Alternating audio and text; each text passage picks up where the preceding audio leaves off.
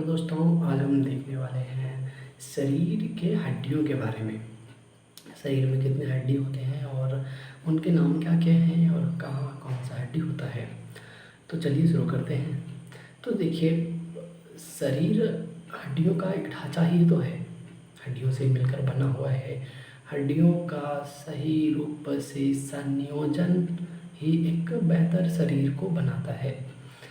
तो शरीर में हड्डियाँ घटते क्रम में होते हैं। जैसे जब बच्चा जन्म लेता है तो आपने छोटे बच्चे को देखा होगा कि उनके हाथ बहुत ही मुलायम होते हैं, वो कहीं से भी मुड़ जाते हैं, उतनी बहुत लचीलापन होता है उनमें।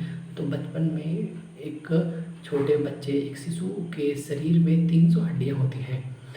वह समय के साथ 1 साल से ऊपर तक, कई आगे तक उनमें 300 हड्डियाँ होती हैं। और समय के साथ साथ धीरे धीरे जब बच्चा बड़ा होता है तो वह हड्डियाँ जुड़ती जाती हैं और उनके संख्या में वृद्धि नहीं होती है बल्कि कमी होती जाती है। और जब बच्चा 15 साल की आयु तक में आता है तो उनके शरीर में 208 हड्डियाँ बचती हैं। 208 हड्डियों में जब धीरे धीरे समय गुजरता है और वह युवा होता है, तो वह जब वह व्यक्ति बनता है तो उसके शरीर में 206 हड्डियाँ हो जाती हैं। सब सही परिपूर्ण रूप से अपने अपनी जगह में फिट हो जाती हैं और कुल मिलाकर 206 हड्डियाँ होती हैं। तो आपने देखा कि 300 से 206 तक तो हो गई, लेकिन अब कौन से हड्डी कहाँ होते हैं और कितने होती हैं। तो देखिए, आज हम देखने वाले हैं हाथ और पैर की हड्डी के बारे में। तो 2 हाथ हैं, एक और फिर 2 पैर हैं।